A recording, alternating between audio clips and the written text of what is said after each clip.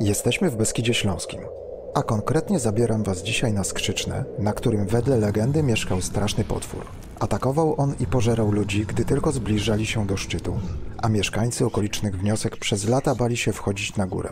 Jednak pewnego dnia odważny młodzieniec zdecydował się stawić mu czoła i zabił go. Uratował w ten sposób okoliczną społeczność. Więcej ciekawych historii usłyszycie w dalszej części filmu. A teraz muszę się Wam do czegoś przyznać. Wyjątkowo lubię ten szczyt. Nie dlatego, że jest on trudny do zdobycia, bo nie jest, ale dlatego, że był on pierwszym, który pokazał mi, jak wygląda jesień w górach. I właśnie jesień to zdecydowanie okres, w którym warto wybrać się na Skrzyczne. Tym bardziej, że możecie wówczas usłyszeć to.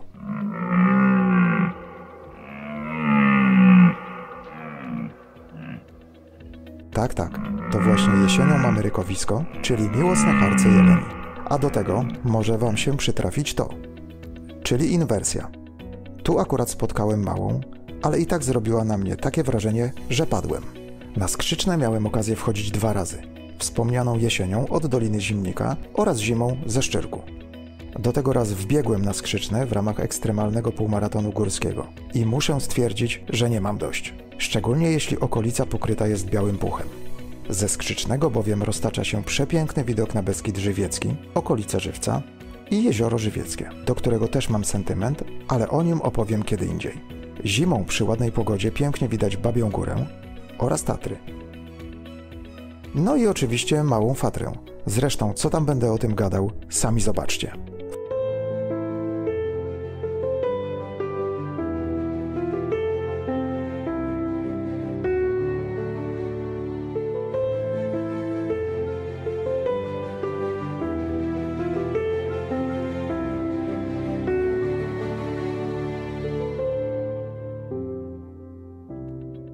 Jeśli kiedyś zastanawialiście się, skąd pochodzi nazwa szczytu, to wedle dziejopisu żywieckiego z XVI wieku nazwa Skrzyczne lub też Skrzecznia pochodzi od odgłosów wydawanych przez żaby, czyli od skrzeczenia. Podobno w tamtych czasach to właśnie żaby zamieszkiwały staw między Skrzycznem a Małym Skrzycznem, a ich skrzeczenie było słyszalne w okolicznych miejscowościach.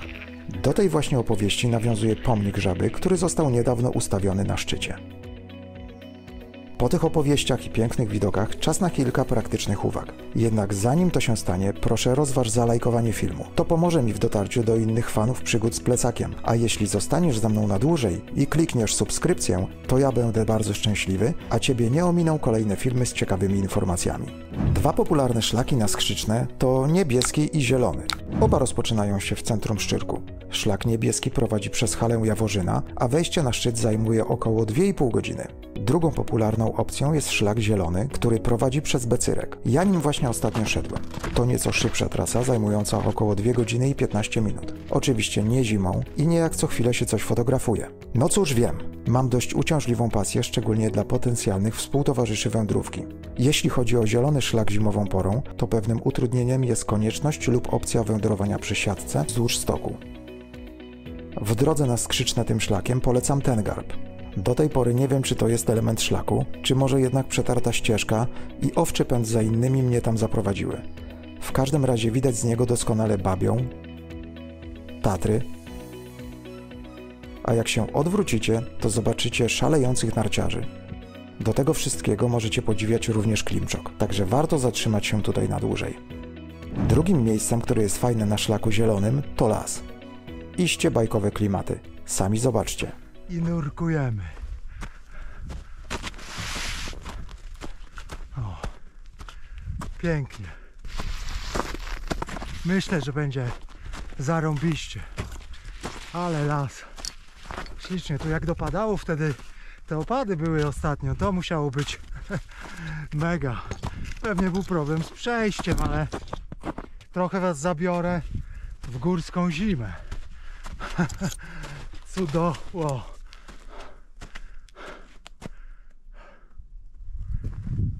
Cudo. Kolejną fajną opcją jest wejście na Skrzyczne z Doliny Zimnika, a zdecydowanym jej atutem jest możliwość obcowania z pięknymi widokami dużo dłużej podczas samej wędrówki, na przykład poprzez Malinowską skałę. Oczywiście nie można zapomnieć o jeszcze jednej możliwości dostania się na najwyższy szczyt Beskidu Śląskiego, mianowicie o kolejce. Jest to idealna opcja dla osób starszych, rodzin z małymi dziećmi lub dla tych, którzy po prostu chcą skorzystać z komfortowego i szybkiego sposobu dotarcia na szczyt. Wybierając taką formę, warto pamiętać, że cena biletu jest wyższa niż koszt wędrówki pieszo, bo pieszo, no wiadomo, jest za darmo, a za kolejkę trzeba zapłacić. Jeśli jednak zależy nam na oszczędzeniu czasu lub mamy problemy z poruszaniem się, to jest to fajne rozwiązanie. Oprócz przedstawionych w filmie jest jeszcze oczywiście kilka innych opcji dotarcia na Skrzyczne. Jednak ja nie będę Was zanudzał, bo przecież obiecałem kilka legend. Powiem tylko, że mnie osobiście marzy się przejście z Przełęczy Salmopolskiej. Ponoć feria przepięknych widoków jest wówczas gwarantowana. Zdarzyło mi się kiedyś lekko napocząć ten szlak i dojść do szczytu Malinów oraz do jaskini malinowskiej, ale potem niestety musiałem już wracać. Mam więc prośbę, jeśli ktoś z Was szedł kiedyś tamtędy, to napiszcie w komentarzu, czy rzeczywiście warto. A teraz przechodzimy już do kolejnej legendy.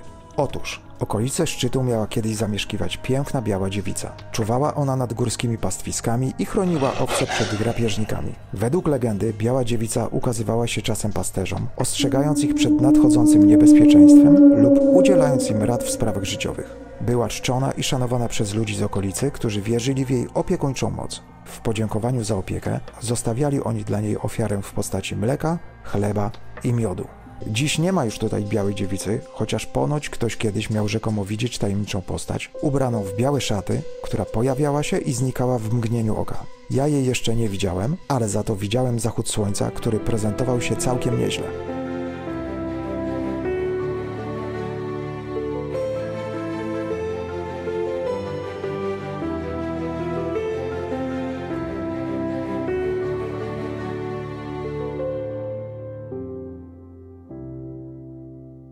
Podsumowując, Skrzyczne to góra pełna nie tylko wspaniałych widoków i szlaków turystycznych, ale również fascynujących legend i historii. Odgłosy skrzeków żab, tajemnicza biała dziewica, narciarska trasa za Tesnem Fis i ponad 80-metrowy maszt nadajnika to tylko niektóre z ciekawostek łączących się z tym fajnym szczytem. Dlatego nie wahajcie się dłużej i wybierzcie się na wycieczkę na Skrzyczne, abyście mogli przekonać się na własnej skórze, dlaczego góra ta od lat przyciąga turystów z całego kraju i z zagranicy.